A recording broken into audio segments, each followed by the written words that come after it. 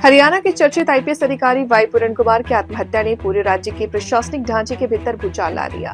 7 अक्टूबर 2025 को चंडीगढ़ में अपने सरकारी आवास पर खुद को गोली मारकर आत्महत्या करने वाले पूरन कुमार ने 9 पन्नों का फाइनल नोट छोड़ा, जिसमें 14 वरिष्ठ पुलिस और प्रशासनिक अधिकारियों पर जातिगत भेदभाव, मानसिक उत्पीड़न और सार्वजनिक अपमान के गंभीर आरोप लगाए गए।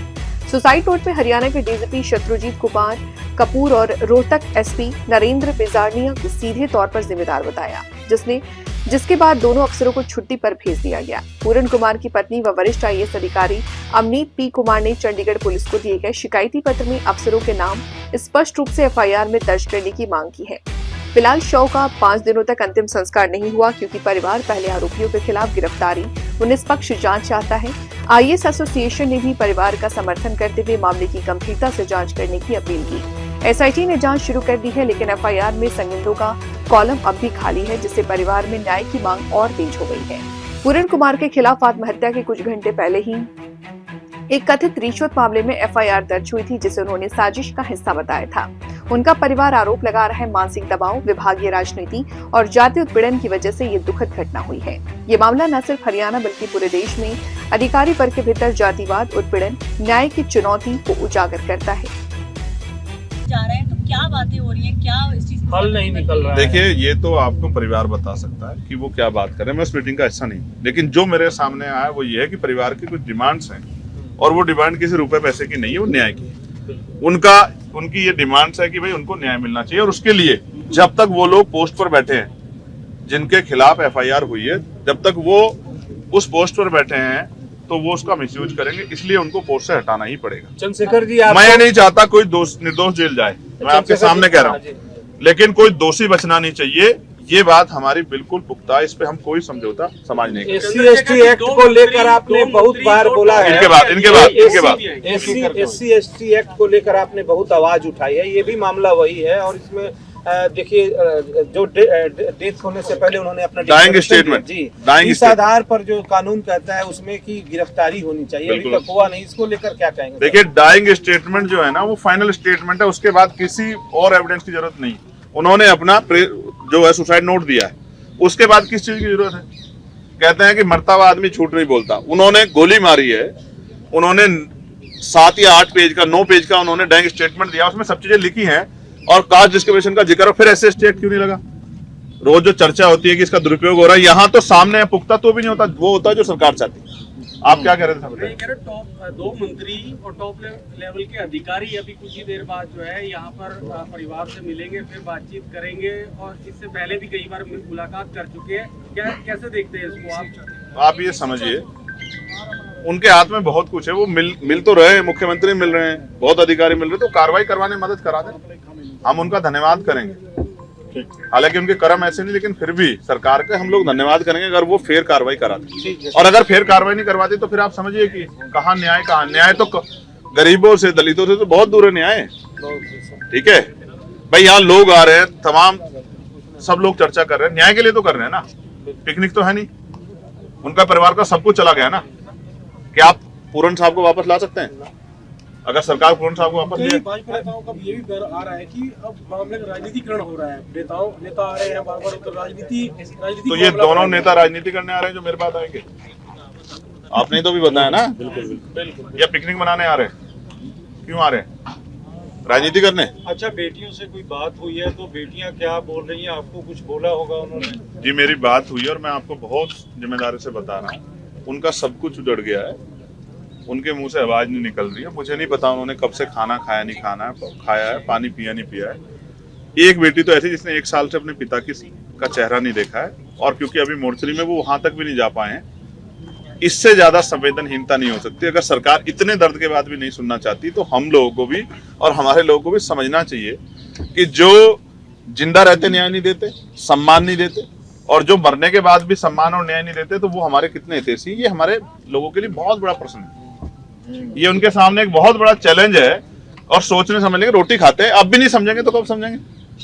जब एक एडीजीपी लेवल के अधिकारी को, और उनकी जो है अब जो उनकी पत्नी है, जो आईएएस लेवल के अधिकारी हैं, जिनका पूरा जो है, जो यहाँ थी भी नहीं, जापान थी मुख्यमंत्री के साथ उस समय सरकारी काम से, तो आप समझो जब उनको न्याय नहीं मिल रहा है, तो वो गांव में, जो मोली जैसे गांव में रहने वाले क्या दलित समाज किसी व्यक्ति को जिसको मारा पीटा जा रहा है इसके बाद उसको न्याय मिल सकता है क्या? शर्म आनी चाहिए सरकार। रोहतक की एसपी को हटा दिया गया पद से, लेकिन परिवार की जो मांग थी गिरफ्तारी की वो नहीं हो पाई। इसका जवाब मुख्यमंत्री से मांगते हैं। आप ऐसा मुझसे ऐसा पूछ रहे जैसे मैं मुख्यमंत्री हूँ और मुझे कार्रवाई करनी है। मैं होता तो घुटनों के बल होते सब। धन्यवाद। ठीक है, ओके, थैंक यू आप लोगों का। Okay, thank you. बता देना, बढ़ा लेंगे। ठीक, देखिए ऐसा है, पूरे देश में ये जो घटना हुई है, इस घटना को लेके कमजोर वर्गों में आक्रोश है। सबका ध्यान परिवार की तरफ। आज ऐसी स्थिति है देश में, कमजोर वर्ग का ना राष्ट्रपति सेफ है, ना चीफ जस्टिस सेफ है, और ना ही एडीजीपी लेवल का अधिकारी सेफ। और आज जो घटना हुई, मेरे आने का सबसे बड़ा कारण यह था, कल पंचायत रखी गई परिवार द्वारा। परिवार ने 31 लोगों की कमेटी बनाई, जिसमें पढ़े लिखे लोग हैं, पत्रकार हैं, एडवोकेट हैं, जस्टिस हैं, और तमाम तरह के जो क्लास 1 के अधिकारी हैं, पूर्व अधिकारी हैं। तो मुझे कल आना था, लेकिन आज इसलिए आना पड़ा कि सुबह यहाँ की सरकार के इशारे पे पुलिस ने बिना परिवार की परमिशन के पूरन भाई साहब के शव को जिस तरह से बेइज्जत करने के लिए बिना सहमति के पोस्टमार्टम के लिए उठाया है, उससे यह स्पष्ट हो गया है कि संवेदना सरकार की मर गई।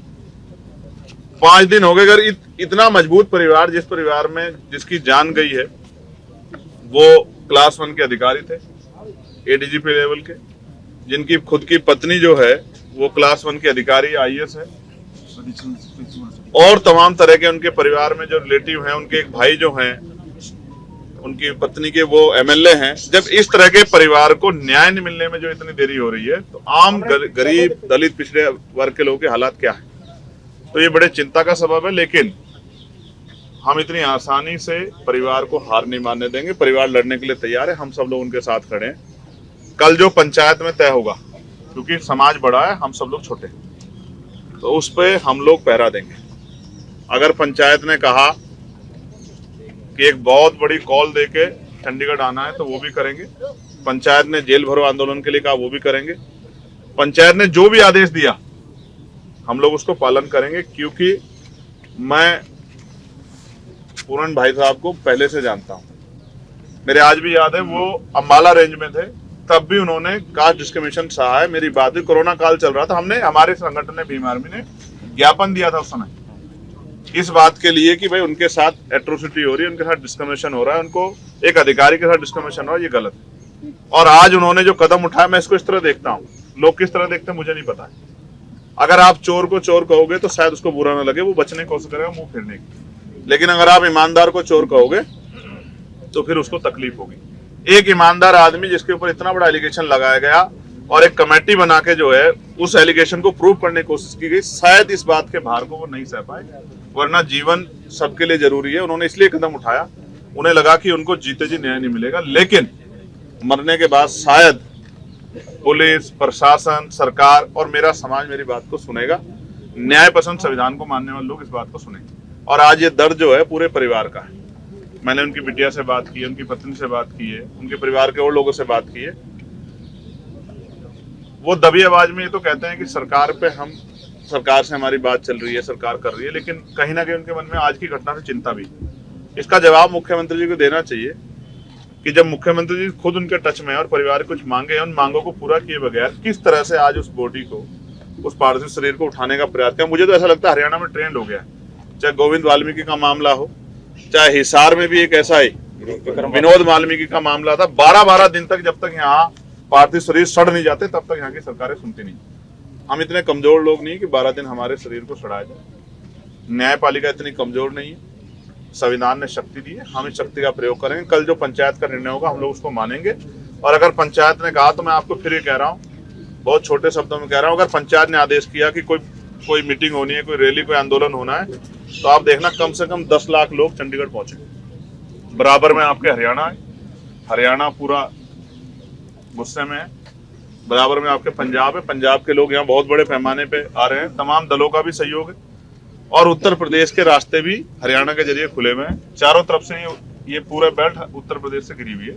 पूरी जो लेफ्ट हैंड साइड जमुना के पास पर, तो हम लोगों में भी चिंता है कि अगर हम अपने इस लेवल के अधिकारी को न्याय नहीं दिला पा रहे हैं तो आम कमजोर दलित गरीब के साथ क्या हो रहा होगा। और ये भी आपसे छिपा हुआ नहीं है, सबसे ज्यादा यही होता है, बड़े पैमाने पे होता है और सुनवाई भी नहीं होती। यहीं पे सामूहिक बहिष्कार होता है, यहीं पे घरों से निकाला जाता है। तो हरियाणा की कानून व्यवस्था किसके भरोसे है, इसका जवाब मुख्यमंत्री जी को देना चाहिए। सर, मुख्यमंत्री ने कहा है कि कोई भी कितने भी बड़े लेवल का है उसको बख्शा नहीं जाएगा। आज मीटिंग थी बीजेपी की, उसमें सभी लोगों ने बात कही है, क्या कहना चाहेंगे एसपी को? तो फिर डीजीपी पे कार्रवाई अब तक क्यों नहीं हुई? और क्या एप्लीकेशन में खेल नहीं हुआ है? क्या नामों को सस्पेक्टेड वाले को उससे कॉलम 7 से नहीं उठाया गया? उसमें कहां थे नाम? दोबारा उनकी पत्नी को क्यों एप्लीकेशन करनी पड़ी कि इनके नाम तो रखो? अब तक उनसे कितनी पूछताछ हुई है? क्या हुआ है? यदि सरकार फैसला ले लेती है मीटिंग से पहले तो एजिटेशन चलेगा या फिर वही कमेटी निर्णय लेगी? देखिए, किसी एक आदमी का एजिटेशन नहीं, समाज का एजिटेशन है। कमेटी बनी है, परिवार के कोऑर्डिनेशन होगा और जो कमेटी का आदेश होगा, सरकार उससे पहले मांग मान ले, कुछ भी नहीं होगा। कमेटी के लिए कल आप रुक रहे हैं जो उनकी मीटिंग है? देखिए, मैं फिर आपको स्पष्ट कह रहा हूँ, हमारी संगठन के एक आदमी को उन्होंने उसका हिस्सा बनाया है। वो इसलिए बनाया है कि ये सामूहिक निर्णय हो और उन्होंने समाज के पाले में गेंद छोड़ी। आप ये समझो, मैं उस परिवार के भी हिम्मत की दाद दूंगा। उनको लड़ना किससे पड़ रहा है? पूरे सिस्टम से लड़ना पड़ रहा है। तो मैं, क्योंकि उन्होंने पे कुछ बचा नहीं खोने के लिए, मैंने उनकी बेटियों को देखा, उनकी आंखें सूख गई हैं, वो कुछ खा नहीं रहे। सरकार क्या उनके मरने का इंतजार कर रही है कि जब ये मर जाएंगे एक और डेड बॉडी को वहां सजवाना चाहती है क्या पीजीआई में? तो सरकार जो कह रही है उसको करे भी।